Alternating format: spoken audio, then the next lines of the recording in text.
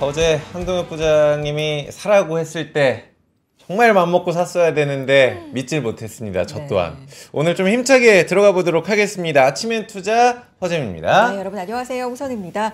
진짜 뭐 트럼프 대통령의 입에 주목하고 있는 하루하루인데 이런 얘기가 나올 줄 누가 알았겠어요. 그러니까요. 진짜 와 월요일에 블랙먼데이. 우리 사실 매도 사이드카가 그날 걸렸는데 월요일에. 오늘 저희는 또 매수 사이드카가 걸렸어요. 오늘은 장 초반에 매수 사이드카 발동이 됐고요. 작년 8월 이후에 8개월여 만입니다. 진짜 시장이 다이나믹합니다.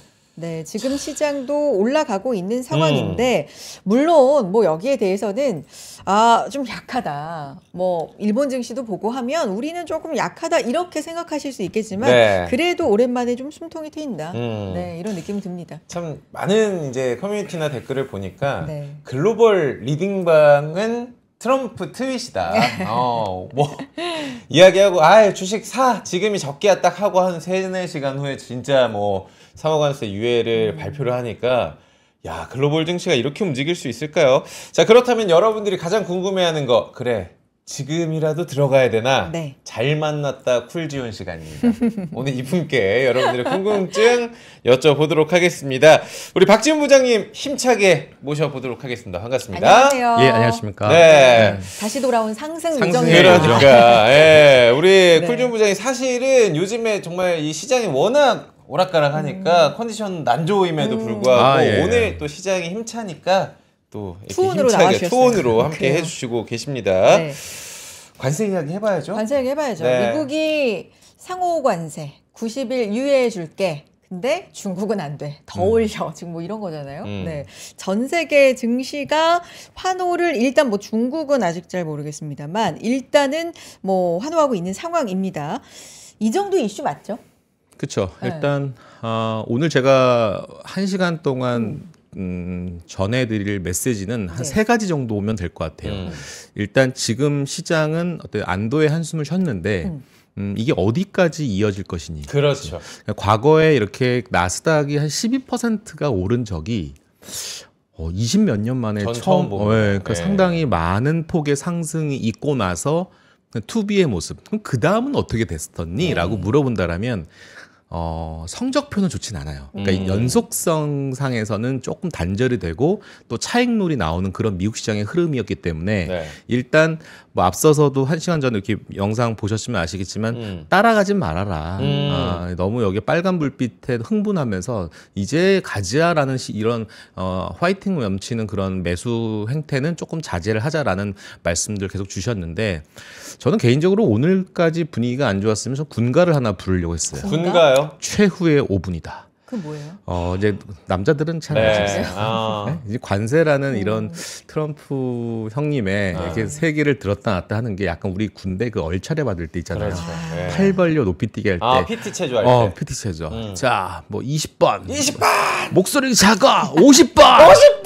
자, 10번. 뭐 하세요, 이제, 10번? 10번. 결국 이제 관세를 계속 으름장을 놓다가. 기분 좋거든요. 그쵸. 50번 들었다가 10번 하라고 하면 아이 껌이지 하면서 하거든요. 그런 느낌의 이제 관세 카드를 주셨는데 90일간 유예고 아쉬운 거는 이제 자동차가 좀 빠졌다라는 점은 좀 아쉬우나 철강도. 하지만 이제 업체별로 완성 업체별로 부분별로 관세 역시 이쪽에 대해서도 좀 유연하게 대처를 하겠다라고 해서 오늘 우리 한국 시장의 자동차 섹터 종목들도 일단 일정 부분 상승에 참여는 하고 있습니다.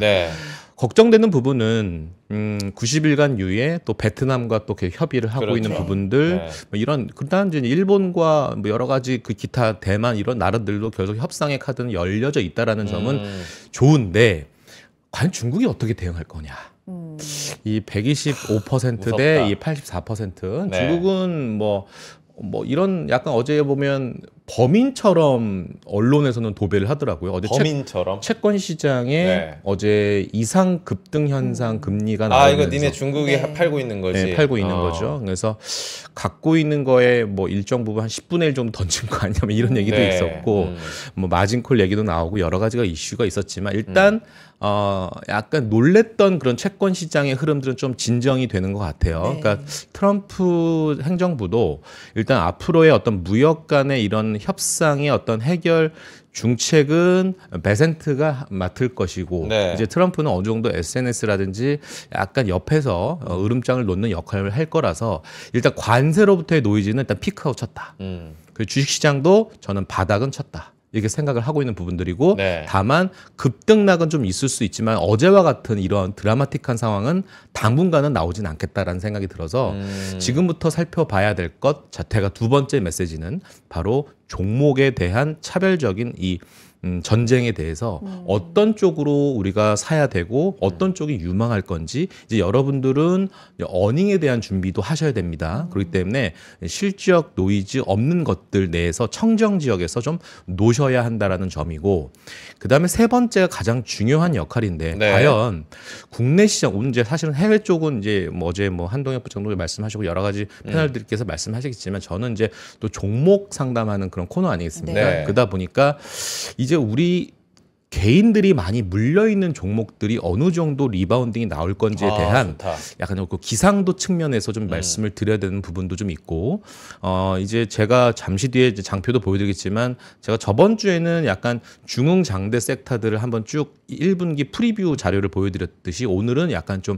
내수, 엔터, 뭐 통신, 증권, 뭐 금융, 뭐 화장품, 뭐 유통 이런 쪽에 대한 약간 소비가 약간 직결되어 있는 이런 섹터에 대한 흐름들을 좀 점검하는 오늘 시간을 가져보도록 하겠습니다. 네. 본격적으로 좀 들어가기 전에 예. 우리 그 관세 유예 카드가 사실 가짜 뉴스가 한 번 있었잖아요. 그렇죠. 90일 정확하게 또 90일이었어요. 이게 이번 주 초에 나왔다가 그때도 이 말에 좀 급반등하고 폭락하고 이랬잖아요. 아, 그거 진짜 웃기지 않아요? 이거 그러니까 저는 이게 일부러 흘려서 시장 반응 본 거 아니에요? 합리적 의심. 그래요. 그러니까 우리가 국내 주식할 때 이런 종목 받으셨죠. 예를 들어서 아무런 뉴스에도 없는데 갑자기 거래가 확 실리면서 종목이 급등하는 그런 종목들이 있을 경우에는 거래소가 이렇게 노크를 합니다.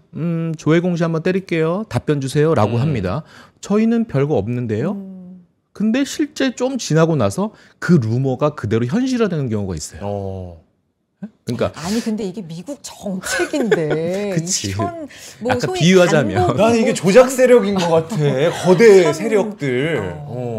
그러니까 이제 어제 이제 트럼프 행정부가 상당히 좀 약간 저는 약간 쫄렸다라고 생각하는 게 뭐냐면 결국 트럼프의 푸시 안 나왔다는 거의 기본적인 시발점은 결국 리파이낸싱이나 부담 때문에 좀 10년물 국채 금리든 좀 내리고 싶은 그런 니즈가 좀 컸었잖아요. 그렇죠. 근데 워낙 이 채권 시장에서 이게 주식 시장도 빠졌고, 그러니까 아무래도 이런 것 같아요. 내가 생각했던 행동 대비해서 주식 시장의 반응이 굉장히 예민했구나라는 점과 두 번째는 이런 식으로 흘러가면 안 되는데, 그러니까 매도 물량이 많으면 많을수록 가격은 다운되잖아요. 가격이 다운되니까 금리는 반대로 올라가는 이런 흐름이다 보니까 야, 내가 생각했던 궤적과는 완전 정반대로 흘러가네. 여기서는 일단 그 있잖아요. 그 주유소 습격 사건의 영화처럼 한 놈만 패자. 그러니까 중국만 패고 나머지 일단 풀어주자.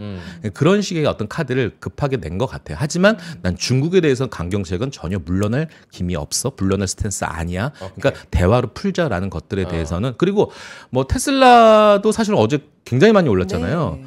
근데 사실은 이제 뭐 뉴스 보니까 이런 게 있더라고요. 그래서 참 재밌는 영상인데 앞으로 미래에 펼쳐질 이상국가 미국의 어떤 동영상이 물론 짤로 돌았는데 막 미국 사람들 막 재봉틀 막 모자 만들고 신발 만들고 그러니까 이런 소비국이 아니라 관세 제조업으로 돌아가는 거야. 관해수가 우리가 만들어서 우리가 자급자족하자 이런 뭐 있었는데 뭐 트럼프의 어떤 그레이트 아메리카요 그거 보니까 메이드 인 차이나 써 있는 것처럼 이게 결국에는 이게 참 그렇잖아요. 그래서 이런 이슈가 좀 계속 나오고 있는데 어쨌든 좀 쫄렸던 것 같습니다. 트럼프 행정부도 좀 쫄렸고 그 약간 뭐 내부적인 갈등도 있었고 형님 이제 조금 더 톤 다운하시죠 이런 약간 내부적인 분위기 좀 있었던 것 같고 그래서 일단 풀어줬는데 근데 관세 전쟁에 대한 종결은 아니죠.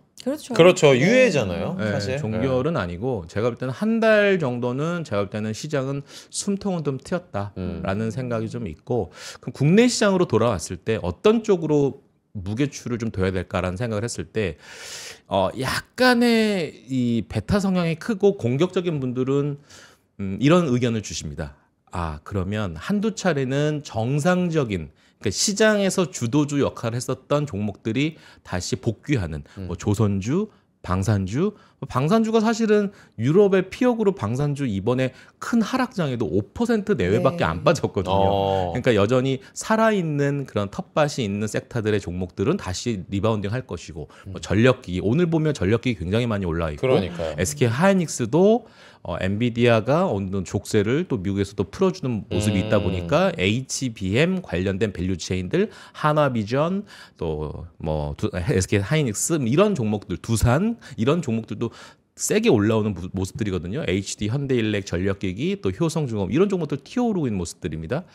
자 그러다 보니까 기존 주도주가 올라오는 거 이후에 정치 테마주가 또 한 며칠 또 기승을 부릴 가능성도 있어 보여요. 그리고 나서 이제 정책주를 해야 된다라는 생각도 좀 있는 부분들이 있습니다. 네. 그러면 기존의 주도주들이 다시 전고점까지 탈환하는 거는 쉽지 않고 단순하게 우리는 PBR 0.8배에서는 일단 반등하는 흐름이 한국 시장에서 보여줬구나. 물론 미국의 도움을 받아서 그러한 에너지와 어느 정도 이 바텀업에 대한 그런 자신감을 컨피던스를 가지고 있었다는 것만 오늘 이번 주는 입증된 하루가 이번 주가 아니었나. 그 정도를 일단 만족합시다. 일단 하락의 비면 일단 어느 정도는 마무리되는 국면이다라는 부분들. 그다음에 아까 허재무 앵커님께서 말씀하셨듯이 그 루머에도 시장에 들쑥날쑥 할 수 있다는 거는 유동성, 증시를 바치고자 하는 유동성이 메말라 있는 건 아니구나. 그리고 이 어떤 상승의 트리거만 나오면 드립다 강하게 매수 롱 포지션을 잡으려는 그런 어떤 그 보이지 않는 수급의 주체들은 살아 있구나라는 것들 확인된 걸로 일단 만족합시다. 네. 그러면 궁금한 게 지금 보면은 진짜 미국 주식이 그야말로 폭등을 했잖아요. 폭등했죠. 폭등을 했잖아요, 진짜. 나스닥 12% 지수가. 그러면 이게 이성을 좀 찾고 냉정하게 생각을 해보면 보편관세 10%는 없던 게 생겼는데 그건 부과된 거잖아. 그렇죠. 근데 상호관세 그 컸던 걸 조금 유예시켜 준다고 이 정도로 오를 일이야? 애플, 테슬라, 중국은 더 때린다는데 이거 좀 냉정하게 생각해 보면 조금 또 시장이 차분해질 가능성? 이런 거는 어떻게 봐야 되는지도 궁금하고요. 그러니까 관사라는 것이 사실은 냉정하게 보면요. 내가 부여를 했을 때 나에게 뭐 무역 수지 입장에서는 내가 플러스 되는 게 아니거든요. 사실은. 그거 다 누가 부여합니까? 소비자 계층들이 부여하는 거기 때문에 그 부메랑의 효과를 하나씩 계산기에 두들겨 보면 그렇게 크지 않다라는 점이에요. 그러니까 트럼프 행정부 입장에서는 내가 아무리 이 관세라는 것을 내가 카드를 계속 강하게 비춘다 하더라도 지금 이제 협상에 이제 카드 손을 내밀려는 이유는 아직 손을 뺀 건 아니죠. 네네. 그래서 약간 뭐랄까 신흥국 중심으로 먼저 손을 내밀었던 부분들은 아무래도 이런 것 같아요. 야, 내가 이거 할 거니까 제 약간 음모론적인 생각입니다.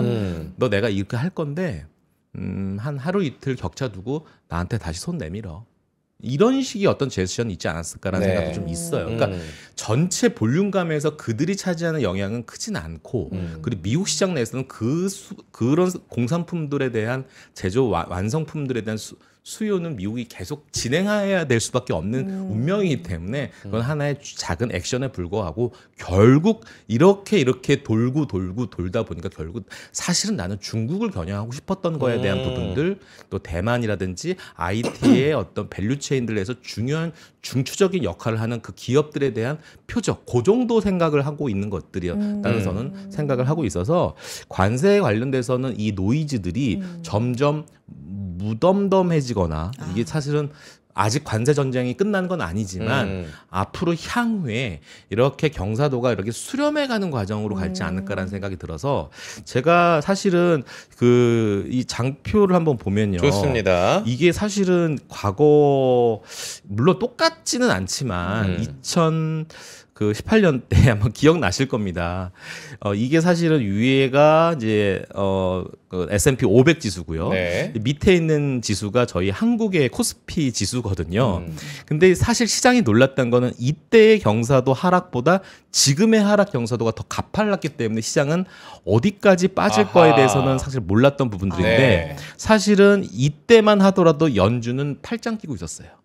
팔짱 끼고 있었고 이때 2018년 4분기에 경기가 매크로단에서 턴하는 시점이었기 때문에 연준도 금리 카드를 때 인상하는 카드였거든요. 네. 오늘 경기가 좋으니까. 그래서 전체적인 점도표가 다 경기적인 상황을 생각했을 때 금리 카드가 다시 또 인상으로 가는 줄 알았더니 바로 연준 태도는 동결 스탠스로 바꿨습니다. 연준이 움직였다? 소위 이런 얘기하죠. 연준 풋이 나온 겁니다. 그러면서 시장은 드라마틱하게 반등을 한 거고 이때 재밌는 게요. 그때랑 지금은 똑같아요. 소프트 데이터는 꺾였는데 하드 데이터는 여전히 견고했습니다. 자, 지금도 마찬가지거든요. 지금도 우리 한국 시장은 뭐 비슷하게 이제 미국 시장 따라가는 흐름이지만 이렇게 올라가는 흐름들 한번 생각해 보십시오. 네. 그러면 과연 이런 흐름들이 나올지는 한번 재밌게 한번 관찰해 볼 필요가 있겠죠. 여러분들의 생각은 어떻습니까? 그 당시 시점 트럼프 일기 때와 똑같이 흘러가는 흐름이 나올까요? 만약에 그렇다면 지금 굳이 겁낼 필요는 없지 않을까라는 생각이 들고요.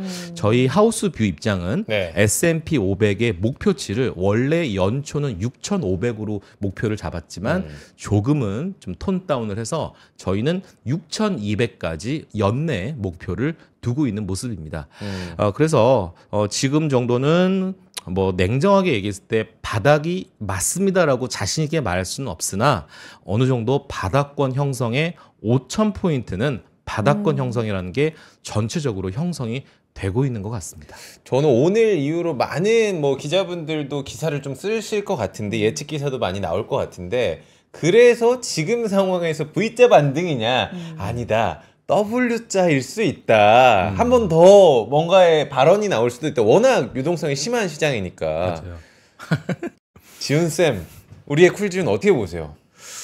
정확한 질문 하나만 해주세요. 궁금한 거 딱 뭐가 궁금하세요? V자냐 이렇게, W자를 우리가 더 기대를 좀 해야 되느냐? 어떻게 생각하세요? 저는 W자 쪽 끼일 수 있다고 한 생각해요. 번 더 뭐가 남아있다? 한 번 더 뭔가 남아있다. 왜냐면 유예잖아. 불확실성이 아예 제거된 게 아니잖아. 그 답은 여기 있습니다. 다음 장에.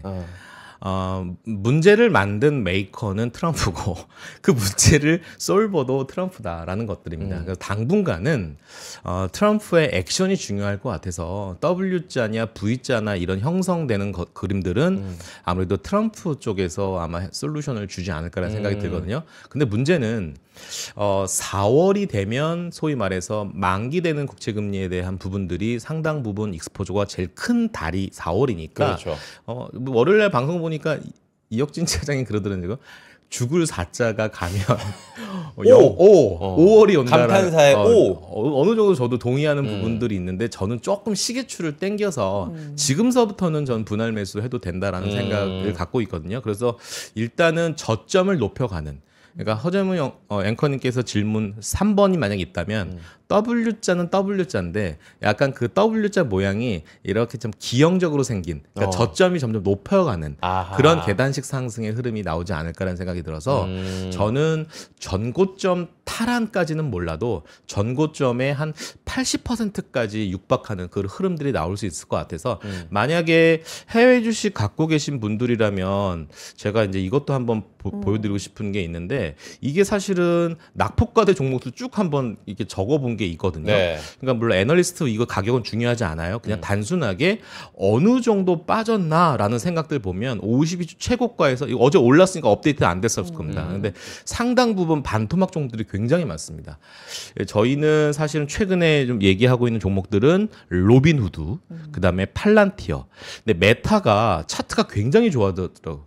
MACD 상승 다이버전스 딱 나오면서 21선 딱 걸치면서 이 거래량도 굉장히 좋은 모습들이어서 메타가 굉장히 좋은 모습들이고 오늘 사실 LG이노텍 이런 종목들 반등하는 거 보니까 애플 밸류체인들도 좀 같이 연결돼서 올라오는 것 같은데 애플은 아직은 가장 모멘텀이 높지는 않더라고요. 제가 전에도 얘기했지만 폼팩터의 변화는 2026년으로 우리 예정되어 있는 모습들이기 때문에 애플은 단순하게 저는 기술적 반등이고, 그러니까 물론 애플과 여기 마이크로소프트 시총 1, 2위 아이들의 모습들이 여기 써져 있지만 여전히 당분간은 애플보다는 마이크로소프트가 좀 우선적으로 좀 선호되는 그런 흐름들이 나와 있고요. 엔비디아와 브로드컴 여전히 AI의 대장주 역할을 할 수 있는 기업들이기 때문에 충분히 여기서는 좀 더 상승 룸은 열어두고 보셔야 될 게 좋을 것 같고, 만약에 좀 나는 좀 공격적인데요, 그러면 SOXL 반도체 레버리지 3배짜리 하시면 됩니다. 어제도 사실 저점에서 50 몇 프로 올랐더라고요. 그러니까요. 야, 역시 강한 상승을 보여줬던 미국 시장인데요. 뭐 비트코인도 가상화폐도 좀 올라오는 모습들이어서 네. 근데 중요한 건 이건 것 같아요. 그러니까 제약 바이오들은 어떻게 되냐? 금리가 저렇게 나름 그래도 어제 보면은 국채 입찰도 한 경쟁률이 한 2.6배 네. 정도 됐죠.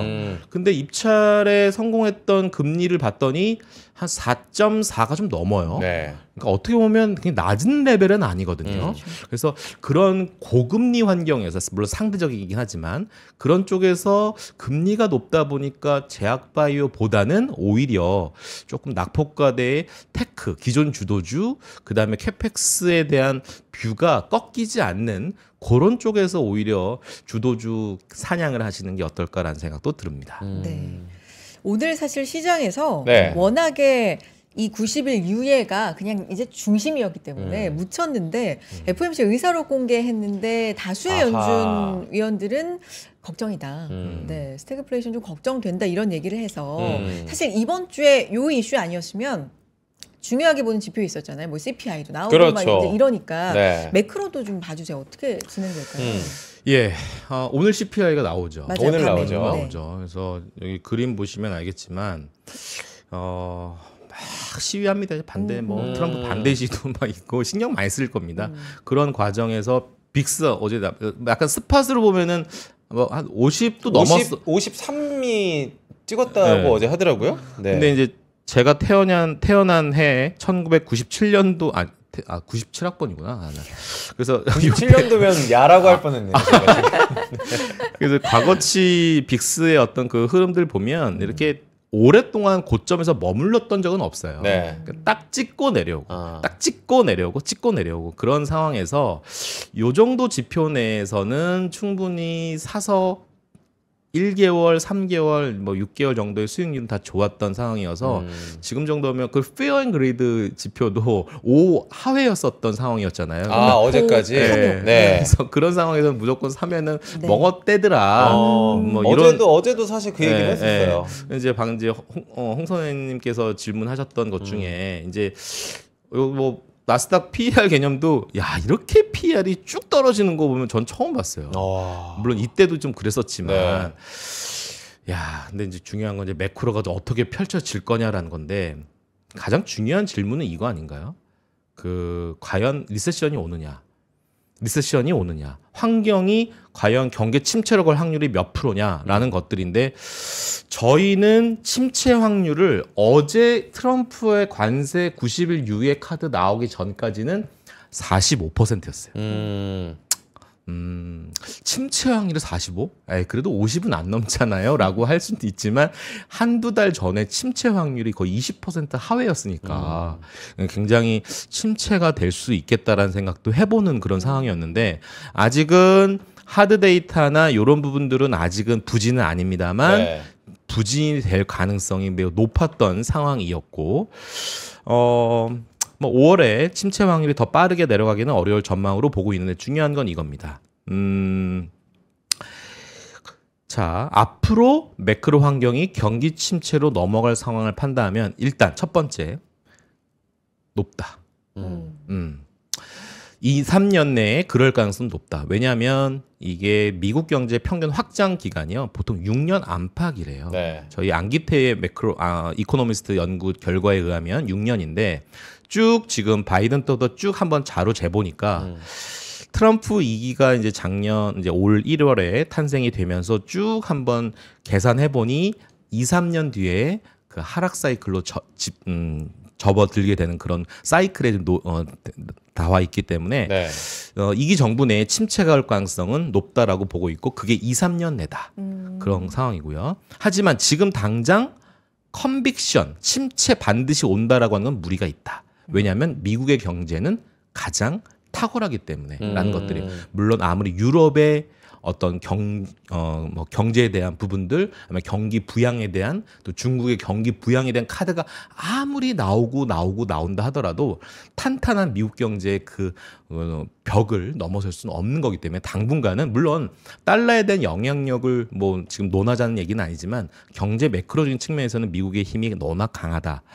그리고 세 번째는 사실 무역 전쟁 2018년과 2019년의 사례를 보면 시장 가격이 경제에 먼저 선행했다. 즉 무슨 말이냐면 이거 지금 글로벌 반도체 출하량과 필라델피아 반도체 지수 과거치 보면은 2018년에 먼저 빠졌어요. 그러니까 주가와 뭐 필라델피아 반도체 지수가 경기 침체 시그널이 나오기 전부터 먼저 심리적인 영향이 반영이 되어서 지금 그런 상황이다라는 거기 때문에 당장은 경기 침체 아마 45%의 경기 침체 어제 기준이면 지금 어제 골드만스에서 뭐라고 했습니까? 당분간 경기 침체 확률을 논하지 않겠다. 라는 것들이거든요. 그러니까 1인에 의해서 경기 침체 확률이 높아졌던 것을 봤을 때 당분간은 경기 침체 관련된 이 단어가 아마 언론에서는 아마 계속 회자되지는 않을 것 같아요. 그렇게 말씀드립니다. 근데 저는 이제 어떤 거에 또 주목을 했냐면 만약에 그냥 침체면 조금 더 카드가 연준 입장에서 있을 수 있는데 스태그잖아요. 그러니까 물가는 높은데 경기가 다운된다. 그럼 이거는 카드가 굉장히 없어요. 이도 저도 안 된다라는 게 시장에서 이제 연준 풋도 기대하기 어렵다라는 게 한쪽에서의 어떤 안전판도 기대할 수 없는 건가 이제 이런 불안감인 거라서. 아니 그러니까 아니죠. 그러니까 혹시 뭐 쇼 잡으셨어요? 아니요. 아니죠. 제가 되게 중요한 코멘트신데 연준 풋을 당장 기대할 수 없다라고 말씀하셨는데 아니 만약에 어제도 주식시장이 정말 어지러워지고 하락이 계속 연결이 된다라면 연준 풋이 나올 수 있는 시기가 저는 앞당겨질 수도 있겠다는 생각을 해봤어요. 그러면 우리가 길 가다가 넘어졌어요. 그럼 넘어졌을 때 가장 빠른 대처는 빨간 약 바르는 거는 후시딘 바르는 거겠죠. 이건 연준 풋이 아닌 겁니다. 이건 이 빨간 약 바르는 거는 그냥 트럼프의 말이에요. 정말 병원 가서 정말 처방받고 항생제 먹고 정말 치유를 받으려면 연준이 그 역할을 해줘야 되거든요. 첫 번째 저는 QT가 아니라 QE가 나와야 되겠구나. 연준 풋의 첫 번째 솔루션 첫 번째는 연준의 입장에서도 물론 연준도 지금 내부에 어떤 싸움이 많아요. 의견이 다 달라요. 근데 그 중에 하나의 어떤 처방전 중에 하나는 QE가 나올 수 있겠다는 점과 두 번째 지금 연준의 전체적인 컨센서스는 6월 금리 인하예요. 6월 금리 인하. 4월, 5월 관세가 만약에 발효됐을 때 그거에 대한 영향은 충분히 5월에 확인될 수는 없다. 만약에 5월에 내가 확인하는 순간 5월 연준의 FOMC에서 4월 데이터 가지고 바로 컨빅션을 가지고 내가 뭔가 처방전을 내리긴 어려우니 한 2달 정도는 지켜볼 거다라는 게 지금 전체적인 컨센서스거든요. 근데 아까도 말씀드렸지만 전체적인 자산에 대한 부분들이 더 밑으로 꺼지면서 이런 자산들이 하락을 하면 이것들이 다 하드 데이터로 연결되는 것들이 다 배제할 수 없거든요. 그러니까 아무리 봐도 내가 이건 다음 달에 확인하지 않더라도 이거는 뭐 기정사실화되는 것만 연준 내에서 확인이 되면 연준 풋은 나올 수 있다는 것들이에요. 그러니까 바닥을 더 땡길 수 있는 부분들인데 근데 그 전에 지금 트럼프는 빨간 약도 아닌 빨간 약의 후시딘에 정말 모든 지금 단기 처방할 수 있는 걸 준 거예요. 중국 빼고 다 유예할게. 90일간. 요런 건 굉장히 큰 약이었다라고 볼 수 있는 것들이에요. 그래서 연준에 대한 스탠스는 제가 볼 때는 6월로 일단 뭐 약간 어제까지는 한 5월도 한번 생각을 해봤었는데 어제 밤 자고 나서 역시 기존 컨센대로 6월 정도의 액션을 취할 수 있겠다는 부분들이고 사실은 이제 이 스케줄을 보면 여기는 장표 보면 아시겠지만 네. 여기 나와 있네요. 네. 이거대로 이제 가는 거예요. 여러분들 생각해 보시면 이제 규제 완화. 물론 이 사이사이에는 어떤 숙제가 있냐면 아마 4월 중순서부터 네. 4월 말일까지는 가장 많은 뉴스 플로우 중에 하나가 뭐 뉴욕 타임즈도 마찬가지고 뭐 모닝스타 뉴스 뭐 블룸버그 기사에 가장 먼저 탑 기사가 나올 수 있는 게 차이나 버저스 아메리카의 어떤 이런 관세 서로 이 약간 네. 신경전의 어떤 뉴스에 따라서 주가가 급등락이 왔다 갔다 하는 그런 상황이 발생할 수 있고 아마 굉장한 이 이 매사기가 있는 트레이더들은 요런 장이 아마 뭐 수익률이 극대화시킬 수 있는 이렇게 사고 팔고를 잘하시는 분들. 근데 우리 같은 인베스터들은 그런 어떤 뉴스 플로에 그냥 일희일비하면서 매매하기가 참 그 실력이 참 이렇게 출중하진 않잖아요. 네. 우리는 투자자들이니까 이럴수면 이럴수록 제가 이제 후반전에 장표를 보여드리겠지만 어닝을 준비하는 기업에 집중해야 될 때가 이제 드디어 도래했다라고 말씀드리고 싶고 이 스케줄대로 보시라면 그래서 제가 아까 앞서 말씀드렸던 S&P 6,200을 가기 위한 여정이 이제 시작됐다라고 말씀드리고 싶습니다. 저 규제 완화, 세금 플랜, 평화딜, 중간 선거 준비 이제 예. 내년 11월이긴 하지만 네. 저대로 가면은 참 그렇죠. 기대를 해볼 만은 한데 네, 뉴스가 참, 뭐 네. 하루에도 사람이 참 간사한 게 저 참 미국 미웠는데 막 우리도 때리다가 그래 니네 90일 동안 안 건드리고 중국만 때릴게 하니까 아이고 또 안도가 되기도 하는데 근데 이게 중국과 미국의 무역 전쟁이 야 이게 심화가 되면 글로벌적으로도 침체를 가져올 수도 있다라는 우려가 있기도 하고 결국에는 강대강 누가 총알이 많은가인데 승자는 어차피 좀 정해져 있지 않나요? 미국 아니, 지금 쪽은? 둘 다 왜 먼저 전화 안 해? 나 전화 기다리고 있는데 뭐 이런 건지. 맞아. 그러니까 자존심 싸움인 거잖아요. 협상 가능성은 둘 다 계속 여지를 계속 줘요. 근데 그런 건 있는 것 같아요. 그러니까 뭐냐면 약간 뭐 제가 이런 발언해서 저 욕먹을 수도 있는데 약간 시진핑 형이 이렇게 생각하는 것 같아요. 잠깐 보자. 나는 이거 내가 우리 중국이라는 이 거대한 제국을 난 적어도 10년 이상 할 것 같은데 라는 생각이 있는가 하면 저놈 봐라. 저 트럼프 저거 해봤자 한 4, 5년 아니야? 근데 어차피 거기서 내가 물러날 필요는 없지. 쟤는 어차피 단기적으로 승부 보려는 그런 욕심쟁이니까 내가 여기서 물러날 필요는 없지. 한번 들이대보자. 라는 생각이 있다라면 이거 재밌는 판이 벌어질 것 같아요. 근데 사실은 상쇄되는 거예요. 야, 네가 올려? 나 100 받고 200 더. 200 받고 나 400 더. 이런 식의 무슨 뭐 게임하는 겁니까? 어쨌든 이거는 서로 그들 간에 뭐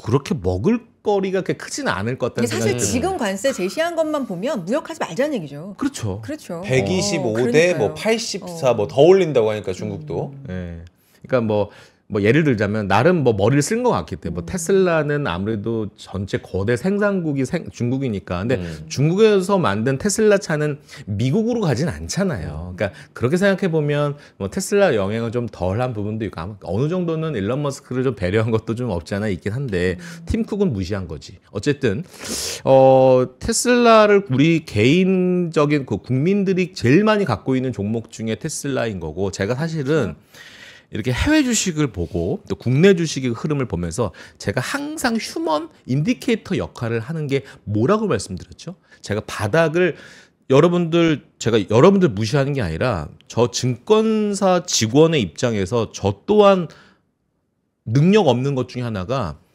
저 내일 시장이 오를 것 같은지 빠질 것 같은지 맞추는 사람 전 세계 단 한 명도 없다라는 사람 중에 하나거든요. 시황 공부를 아무리 해봐도 그러니까 지금 우리가 관세 얘기해서 지금 전반전을 계속 지금 시간 30, 40분 얘기하고 있지만 이거는 그냥 뭐 그래서 여기서 뭔가 투자 솔루션을 얻기보다도 그냥 이런 기본적인 바탕을 하는 거니까 저는 못 맞춘다니까요. 근데 그러네요. 제가 그래서 단편적으로 하나의 그 뭐랄까 키워드 뭔가 여기서 힌트를 얻고자 하는 휴먼 인디케이터가 뭐냐면 저희 당사의 반대 매매에 속출되는 계좌 개수를 좀 대충 파악을 하고 물론 피가 낭자하죠. 눈물이 앞을 가립니다. 네. 우리 고객님들이 반대 매매가 나오는 그 현상 자체는 정말 뼈아픈 상황이거든요. 그렇죠. 근데 그 수치가 물론 몇 개 나왔다고 말씀드릴 수는 없지만 제가 한 지금 20년 증권사 있으면서 요 데이터가 딱 찍히는 순간 이거 바닥이다라고 했던 몇 번의 급락했을 그 사안을 쭉 한번 회고해 보면 어제 그저께 수치가 거의 100 중에 이만큼 반대 매매 개수가 한 80까지 올라왔던 상황이었어요. 그러니까 완전 바닥을 스팟 딱 찍어서 이거 무조건 집 팔아 사야 돼라는 그런 시점의 숫자는 아니었지만 제가 봤을 때는 80% 넘었네. 야 이제는 마통을 열어봐야 되겠다. 오랜만에 내 마통을 열어봐야 되겠다. 이거는 정말 일생일대에 몇 번 만에 찾아오는 기회일 수도 있겠다라는 생각을 사실 퇴근하면서 했어요. 사실은. 근데 이슈까지 또 더해졌네. 그렇죠. 그리고 오늘 옵션 만기잖아요. 그렇죠. 그리고 공매도 나오고 이제 외국인들이 이제 풋에 대한 지금 개수만 보면 거의 16만 개. 이거를 오늘 어떻게 처리할까? 오늘 수급이 어떤지는 여러분 확인해 보셨으면 아시겠지만 다행히도 현선물 물론 현물은 외국인들이 섹시하게 매수를 하고 있지는 않지만 그래도 선물 시장이 현물이 따라오게끔 하는 거의 1조 정도의 외국인 매수가 들어온 거는 정말 박수 쳐주고 싶다라는 부분들이고 물론 간밤에 환율이 원달러 기준으로 40원 이상의 이렇게 변화가 있었던 적이 저는 없었는데 어쨌든 상대적인 절대적인 레벨은 싼 환율은 아니라 하더라도 이 환차익에 대한 부분도 사실은 무시 못하는 부분들이고 그래서 저는 이제 시간이 얼마 안 남았는데 저희가 계속 종목 얘기 언제 합니까? 넘어가야죠. 광고 잠깐 보고 올까요? 여러분 오늘 굉장히 댓글창도 뜨겁습니다. 어디 가지 마시고요. 광고만 잠깐 보고 올게요. 광고 타임.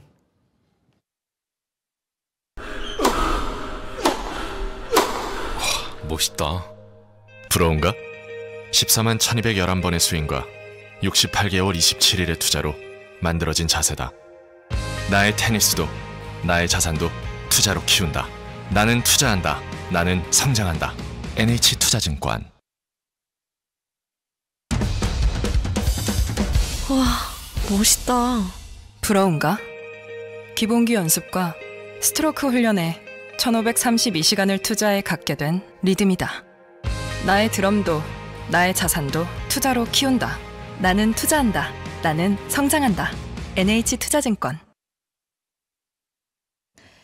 네, 아침엔 투자 함께 하고 계십니다.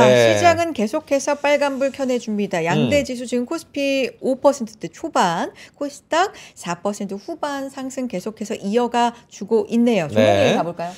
종목 얘기와 함께 오늘 총 3가지 이야기를 한다고 얘기를 하셨는데 지금 한 가지가 끝났나요? 지금 2가지 남았나요? 네, 뭐 한 가지 얘기한 것 같습니다. 한 가지도 다는 못한 것 같아요. 시간이 없어가지고 일단은 지금 상황 속에서 우리가 매매 전략 어떻게 짜야 되는지 그리고 낙폭과대 이야기를 하셨으니까 쭉 한번 살펴주시죠.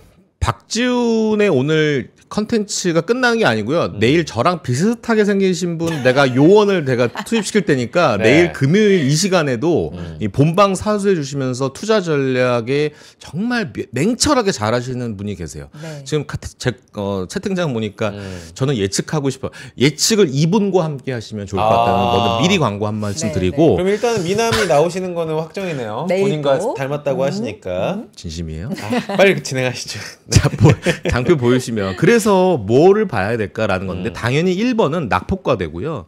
그리고 실적 우상향 기업이고 추경은 내소주의 기회를 제공하기 때문에 내소주도 개별적으로 잘 보셔야 되고 난 그래도 보수적으로 볼 거야. 아직 시장 바닥 안 찍었어. 그러면 뭐 어닝 좋은 것들 중에 밸류에이션 싼 것들 통신주나 한전 이런 것들 보시면 좋을 것 같고 그다음에 미국 시장 커플링 무조건 당분간은 이어집니다. 미국에서 강한 상승폭이 센 종목들 위주로 섹터 세타별로 움직이시면 될 것 같고 그래서 저희는 엔터는 세모예요. 단기적으로. 왜냐하면 아까 엔터 궁금하시다고들 많이 했는데 엔터 좀 해주세요. 1분기 실적이 쉽니다. 근데 시장은 더 빨라요. 굉장히 빨라요. 하이브 실적 발표 아직 오픈하지도 않았어도 엔터 전체적인 분위기에 찬물을 끼얹었죠.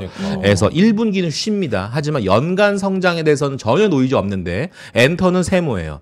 조선방송 여전히 긍정적으로 보고 있기 때문에 주도주 탈환 가능성이 없고 이번에 애널리스트들이 국내 우리 NH 애널리스트들이 싱가포르, 홍콩 가서 컨퍼런스 했는데 외국계 매니저들이 뭐라고 했는지 아십니까? 방산 쇼칠 마음 1도 없다라고 말씀해 주셨어요. 이거는 큰 손들이 움직이는 스탠스는 어느 정도 참고는 하시기 바라겠습니다. 아직 물량 뺄 이유도 없고 오히려 추격 매수를 하면 했지 이거에 대한 전체적인 뷰는 좋다. 3번은 바이더딥 할 수 있는 환경이 형성이 되었어요. 인도네시아의 관세가 빠진 얘기가 나오면서 우리 현대백화점의 자회사 지누스 아시죠? 급락했지 않습니까? 자, 나이키가 급락했어요. 인도네시아 얘기가만 나오면. 자, 나이키가 급락했죠? 이런 것들. 의류, 이런 관련된 섹터들, 섬유복의 섹터들이 어느 정도 미리 빠졌는데 90일간 유예해준대. 그러면 이거는 고가니 팔놈들은 다 팔았기 때문에 충분히 단기적인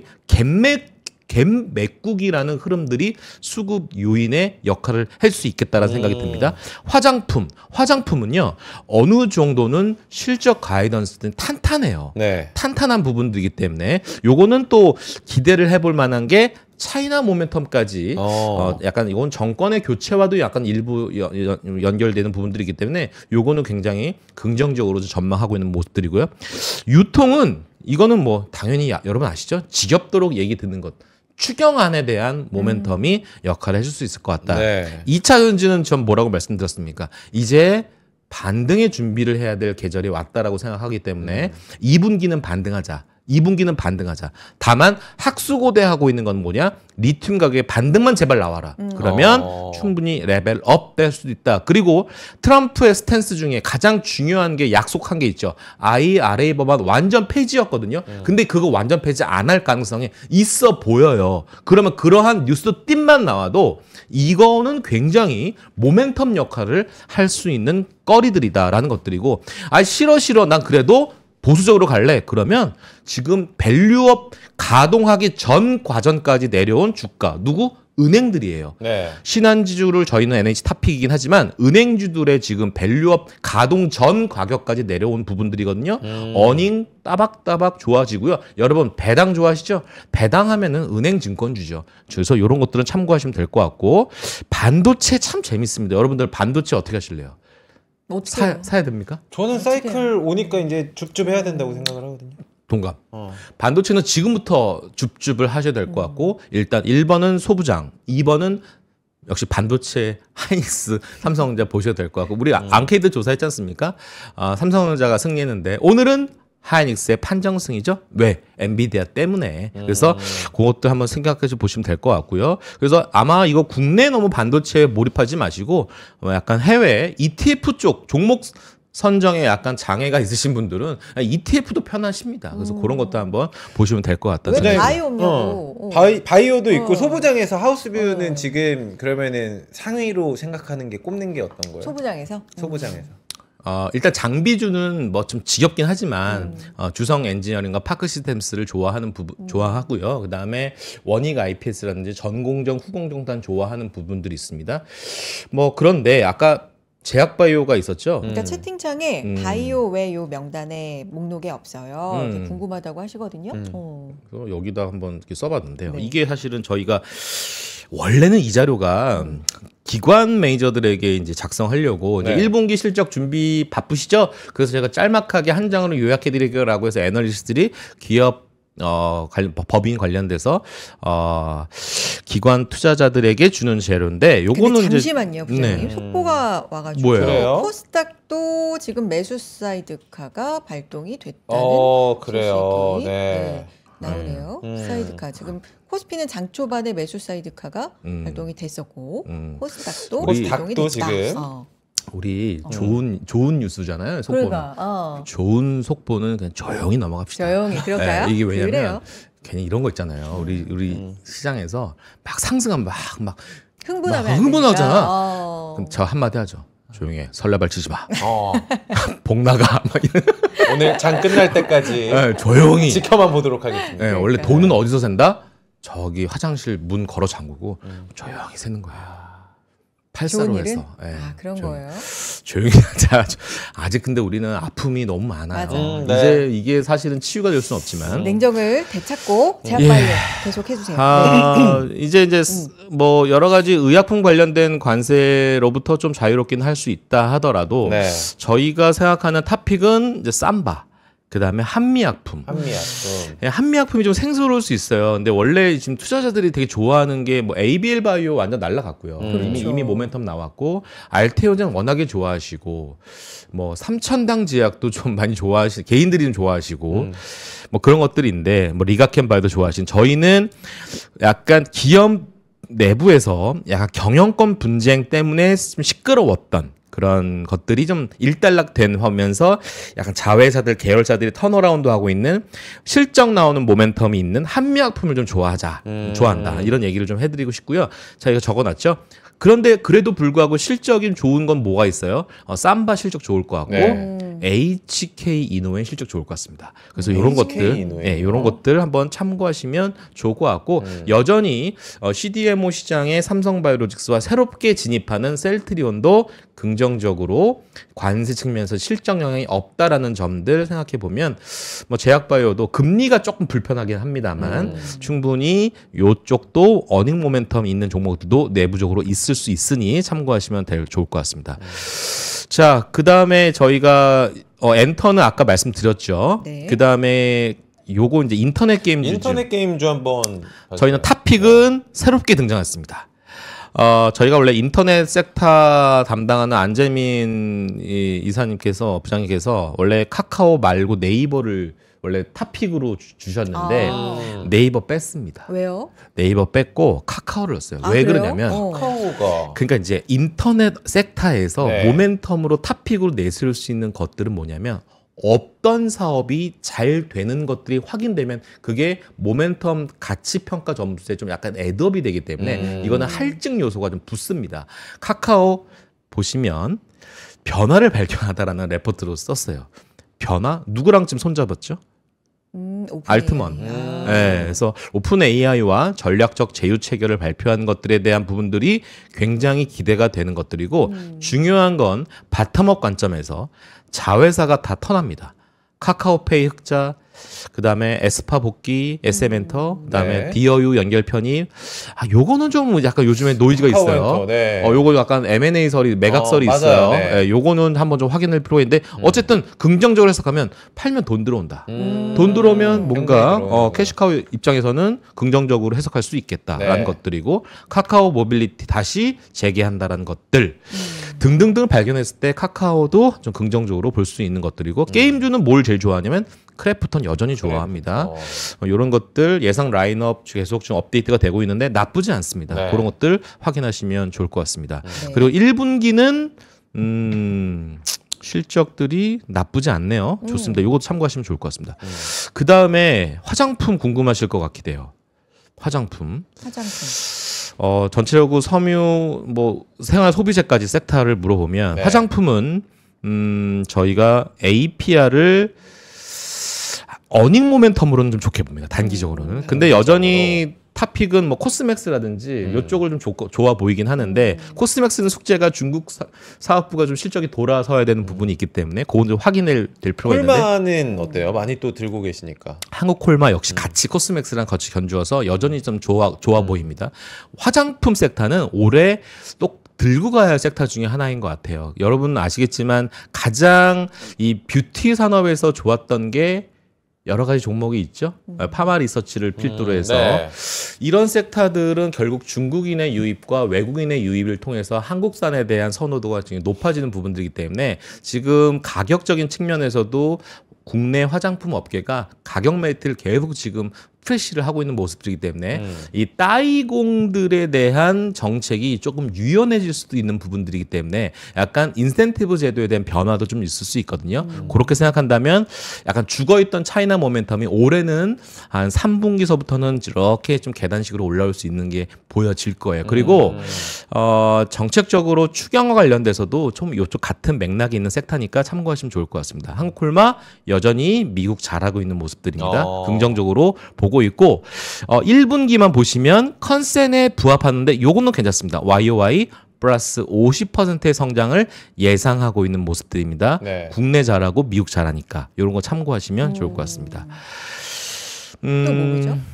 뭐 요거는 FNF 뭐 잘 아실 거고 MLB 그다음에 요거는 보시면 만약에 인도네시아나 베트남의 관세 영향 때문에 급락했었던 애들은 어떻게 보세요라고 하면 저는 갭을 메꿀 거다. 1번 미국 쪽에서 사업을 잘하고 있었던 한세실업이라든지 아니면 화승 엔터프라이즈라든지 그렇죠. 이런 아이들은 한번 갭을 메꿀 가능성이 높아 보여요. 그래서 올해 어닝이 YOY 작년보다 다 성장이거든요. 그러니까 실제로 그냥 따박따박 3년치 실적 한번 자로 재보세요. 충분히 가격 메리트가 오히려 차트가 우하향하고 메리트가 있는 자리이기 때문에 여기서 한번 사볼 만한 거죠. 그리고 쭉 보시면 앞에 것도 한번 봐야 되겠네요. 뭐 약간 이 삼양식품 제목이 재밌으면 없어서 못 팝니다만 저는 솔직히 개인적으로는 주가는 갈지라도 저는 매워서 못 먹어요. 불닭 불닭이요? 저는 안 매운 것도 많이 나왔어요. 그래요? 네. 뭐 카레 섞어가지고? 카레 섞고 뭐 크림 섞고 해가지고 아이들도 굉장히 좋아하더라고요. 예, 워낙 실적 눈높이가 높아진 삼양식품이기 때문에 그럼 1분기 실적은 이거 대충 컨센보다 안 나오면은 이거 주가 빠집니다. 상당히 많이 빠집니다. 근데 1분기 실적은 눈높이 어느 정도 충족시킬 거로 기대가 된다라고 업데이트를 해드리고 있습니다. 네. 근데 사실은 PER만 보면 그렇게 싸다라고 볼 수는 없는데 그래도 실적이 지금 우상향하는 난 불닭볶음면 이거 난 잠깐 스치는 그냥 유행인 줄 알았더니 지금 EPS 보세요. EPS. 와. 야, 지금 내년이 55,000원이고 2027년 점점 실적 계속 우상향하네. 어쨌든 나쁘지 않은 삼양식품 업데이트고요. 롯데 웰프도 이번에 새롭게 신규로 편입한 종목 중에 하나입니다. 원 인디아 전략의 본격화인데 롯데만 붙으면 안 사시는 분들이 계세요. 롯데 롯 꺼내지도 마. 롯데 관련된 그룹 리스크는 이미 작년 4분기에 일단락 해소가 된 거로 판단을 하고 있어서요. 단순하게 업종 섹터의 흐름만 보시면 좋을 것 같습니다. 다만 이게 PER이 10배 언더로 지금 하회되는 물론 포워드긴 하지만 롯데 웰푸드의 실적이 괜찮게 흘러가고 있는 모습들 지금 1분기 어닝 준비한 프리뷰에 대한 미리 보기 종목들이니까요. 참고하시면 좋을 것 같습니다. 요거 현대백화점 신세계를 저희 유통에서 좀 두 개 보고 있는데 특히 현대백화점은 좋게 보는데 저기 세 달락 있는 자회사 지누스 오늘 10몇 프로 오르죠. 요것도 전고점 탈환 가능성 있는 종목 중에 하나입니다. 관세로부터 조금 적어도 두세 달 자유로운 종목이 지누스니까 같이 보시면 좋을 것 같아요. 근데 현대백화점이 먼저 치고 가면 아마 신세계는 그 갭을 다 메꿀 회사 중에 하나니까 요거는 정책 모멘텀 추경과 연결져서 근데 이게 보니까 하반기로 갈수록 좋아진대요. 요 내용들 여러분들 만약에 시간이 없으면 이런 거 캡처해서 제가 지금 쭉 보여드리잖아요. 한번 보셔도 좋을 것 같아요. 이마트 봄이 오고 있어요. 지금 봄이 오다 지금 여름 오고 있는데 어쨌든 봄이 오고 있다라는 거는 약간 다른 의미입니다. 그래서 여기 보면은 이거는 회사가 제시하는 영업이 가이던스예요. 우리 용진이 형님이 2027년에 1조 원 한대요. 영업이익을. 요것만 보면은 이마트에 대한 저희 목표가 그래서 올렸어요. 참고로. 그래서 뭐 유통은 명확히 좋아지는 방향성을 갖고 있다라는 점을 체크하시면 좋을 것 같다는 생각이 듭니다. 그다음에 마지막 안 보여드린 게 있어서 은행주는 아까 말씀드렸던 거 긍정적으로 보수적인 투자자라면 해볼 만한 섹터이다라고 보고 있고요. 증권주도 방어주로서의 역할은 지속할 것. 증권주도 많이 빠진 것 같아요. 시장 빠지면서 증권주도 한번 리바운딩 나올 수 있을 것 같다는 생각이. 건설 한번 마지막으로 말씀드릴게요. 분기점에 도달했는데 뭘 타픽으로 뭐가 있냐? 현대건설인. 자 이제 연준의 푸드 우리가 계속 전반전에 얘기했던 것들 중 하나. 그다음에 한국의 이제 금통위도 쭉 얘기 나올 것들이 바로 금리 인하 카드는 명확한 방향성 아니겠습니까? 네. 그 금리와 굉장히 콜레이션이 높은 섹터가 사실은 건설입니다. 건설 섹터의 부분들. 근데 요거는 저 허준만 앵커님께 좀 물어보고 싶은데 정권이 바뀌면 집값이 어떻게 될까요? 이런 거 시사에서 한번 주제로 잡은 적 있지 않으세요? 시사에서? 근데 사실 어제도 저희가 뭐 오늘도 이재명 대표가 지금 하고 있고 앞으로 뭐 한동훈 대표도 전 대표도 이제 그 대선 발표를 한다고 하는데 무조건 이제 정책 테마주가 올라갈 거라고는 생각이 되는데 아까 우리 박지원 부장님께서 말씀하셨기 때문에 와 여러분 이거는 제가 어제 기자분들한테 들은 건데 여야 할 거 없이 AI 반도체에 대해서 정책이 가장 크게 세워질 것이다 라는 이야기가 있더라고요. 저는 이거는 맞는 얘기다. 미래 먹거리 얘기해야 된다 생각을 합니다. 네. 좋아요. 어쨌든 공급단에서는 아마 건설 쪽에서는 주택 공급량을 좀 타이트하게 가져갈 가능성이 있기 때문에 공급량에 대한 약간 타이트한 축소 그거는 약간 빈익빈 부익부 현상일 수 있겠지만 주요 거점 지역에 대한 부동산 가격의 상승 가능성도 좀 있어 보이는 것들이 물론 지금 단기적인 약간 규제가 있어서 부동산 요즘에 공인중개사 좀 쉬고 있죠. 어떤 요것들은 다소 또 스무스하게 해결될 수 있는 부분들이기 때문에 거래량의 증가, 그다음에 가격에 대한 상승, 피해 논리 이렇게 반영한다라면 건설 섹터 다시 한번 밸류에이션에 대한 상승도 가능한 부분들이 있고 단순하게 주택 경기만 반영되는 건설 섹터가 아니죠. 요즘에는 뭐 플랜트 산업이라든지 여러 사업 포트폴리오 다각화된 기업들이 좀 주목받을 가능성도 있다라고 이해하시면 좋을 것 같고 다만 1분기 실적은 글쎄요 크게 실적 어닝 서프라이즈는 기대하기는 어렵다라고 보시면 될 것 같습니다.